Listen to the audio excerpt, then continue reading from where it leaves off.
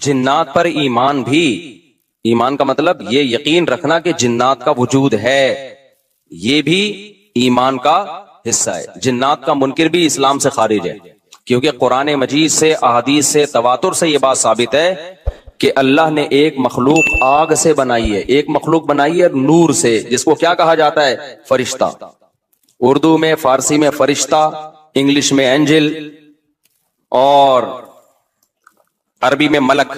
عربی میں کیا کہتے ہیں؟ ملک، جس کی جمع ملائکہ ہوتے ہیں، ملائکتہ بہت آتا ہے نا قرآن مجید میں۔ تو گورے بھی مانتے ہیں اس کو، کیونکہ یہ تو آسمانی کتابوں سے، تواتر سے ثابت ہے۔ تو اب یہ فرشتہ چونکہ مادی مخلوق نہیں ہے تو ہمیں وہ مخلوق نظر نہیں آتی۔ اب سائنس کا یہ کہنا ہے، سائنس تو یہاں تک بھائی سائنس مادی چیزوں پہ تحقیق کر سکتی ہے بھائی جان، کچھ چیزیں سائنس کی دسترس سے کیا ہیں؟ خارج ہیں۔ اگر وہ دلائل سے ثابت ہو جائیں، دوسرے دلائل سے، تو ان کو مان لیا جائے، نہیں ثابت ہو تو نہیں مانا جائے۔ اب سارے پیغمبروں نے فرشتوں کے وجود کا بتایا ہے، حضرت موسیٰ، عیسیٰ علیہ السلام، موسیٰ علیہ السلام، داؤد علیہ السلام، تواتر سے۔ تبھی یہود و نصارہ اور مسلم سارے متفق ہیں کس کے وجود پر؟ فرشتوں کے۔ اسی طرح اللہ نے ایک مخلوق کو آگ سے بنایا، اس کو کیا کہا جاتا ہے؟ جن۔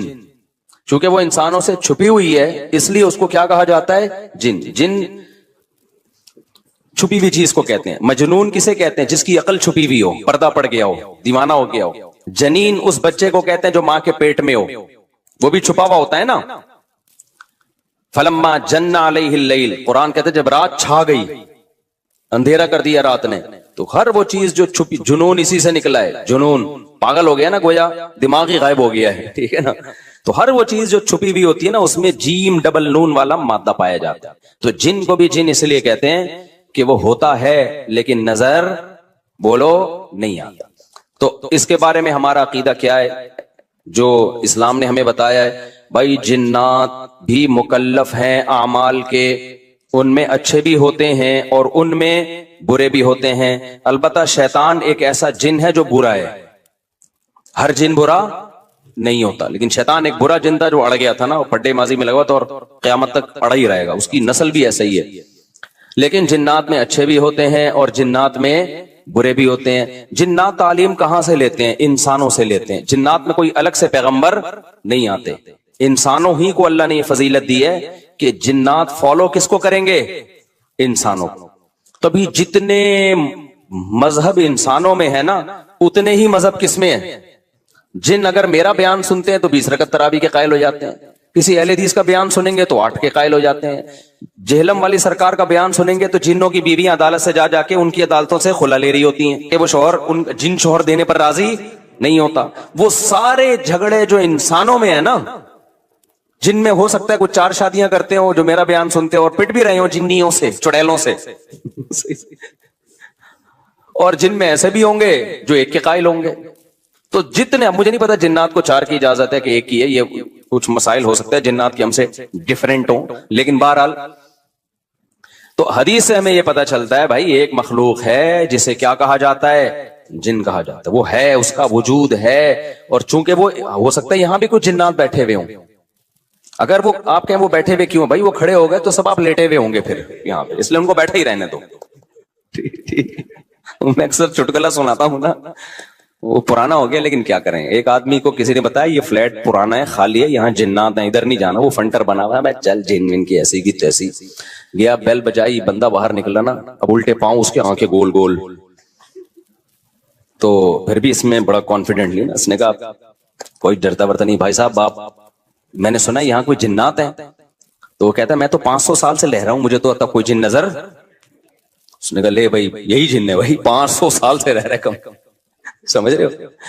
اچھا، تو جنات کی پیدائش انسانوں سے پہلے ہوئی ہے اور جنات کی تعداد بھی انسانوں سے زیادہ، کیونکہ قرآن میں ہے قد استکثرتم من الانس، اے جنات تمہاری تعداد تو انسانوں سے بھی زیادہ ہے۔ تو پتہ چلا جنات انسانوں سے بھی زیادہ ہے۔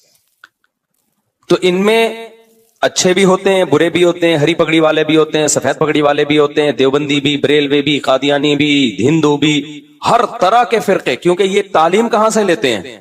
انسانوں سے۔ تو جتنے مولویوں کی جتنی قسمیں ہیں نا، سب سے زیادہ قسمیں تو پاکستان میں پائی جاتی ہیں، جتنی قسم کے مولوی ہیں جس ملک میں ہوں گے اتنے ہی قسم کے فرقے بھی اس ملک میں جنات میں بھی ہوں گے، کیونکہ یہ تعلیم کس سے لے رہے ہوتے ہیں؟ میں نے بتایا انسانوں سے۔ دوسرا، ان میں ایک مسئلہ ہے، ان میں شر کا عنصر خیر سے زیادہ غالب ہے۔ انسان کی جو نیچر ہے نا، انسان کی نیچر یہ ہے کہ انسان کی نیچر میں خیر زیادہ غالب ہے، شر مغلوب ہے۔ انسانوں میں اچھے بائی نیچر اچھے زیادہ ہوتے ہیں، برے کم۔ ہر انسان جھوٹ کو ناپسند کرتا ہے لیکن کچھ پھیکو بھی ہوتے ہیں، ہر انسان چوری کو ناپسند کرتا ہے لیکن کچھ چور بھی ہوتے ہیں۔ لیکن جنات کا معاملہ الٹا ہے، ان میں شر کا عنصر خیر سے، یہ سرکشی، آگ میں سرکشی ہے نا، تو ظاہر ہے ہمیں اللہ نے مٹی سے بنایا، مٹی میں کیا ہے؟ تواضع۔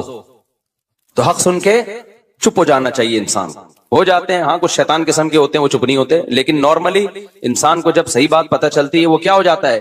چپ۔ مٹی ہے تو مٹی والی خاصیت اس میں ہے، جنات میں آگ سے بنے تو، اور آگ بھی شعلے مارتی ہوئی، تو اس لیے جنات کی طبیعت میں سرکشی زیادہ ہے۔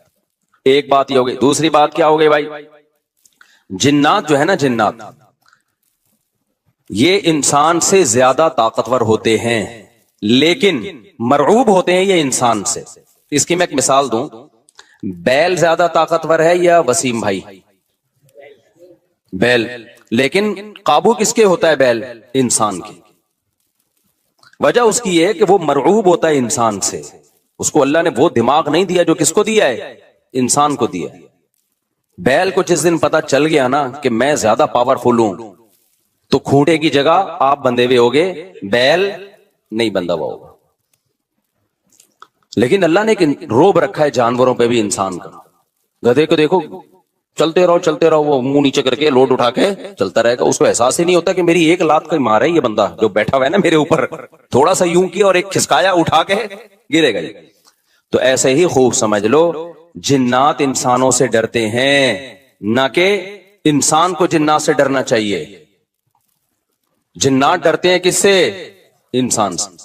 لیکن ہوا یہ کہ قرآن سے یہ بات ثابت ہے، سورہ جن میں اللہ نے فرمایا وَأَنَّهُ كَانَ رِجَالٌ مِّنَ الْإِنسِ يَعُوذُونَ بِرِجَالٍ مِّنَ الْجِنِّ فَزَادُوهُمْ رَهَقًا۔ جنات انسان پہ سرکش ہو گئے، شرارتیں کرنے لگے، ادھر سے بندہ اٹھا کے ادھر کر دیا، ادھر سے اٹھا کے، ایک صحابی کو جن اٹھا کے لے گئے تھے۔ حضرت عمر رضی اللہ تعالیٰ عنہ کے دور میں ایک خاتون کا شوہر گم گیا، تو اس کی بیوی آئی حضرت عمر کے پاس کہ میرا میاں ہے ہی نہیں، پتہ نہیں کہاں گیا۔ حضرت عمر نے 4 سال کے بعد نا اس خاتون کا نکاح فسخ کرا دیا۔ یہ امام مالک کی دلیل ہے کہ 4 سال کے بعد نکاح فسخ ہو سکتا ہے۔ امام ابو حنیفہ کے جو فتوے ہیں نا، زیادہ تر انہوں نے حضرت علی اور عبداللہ بن مسعود کو فالو کیا۔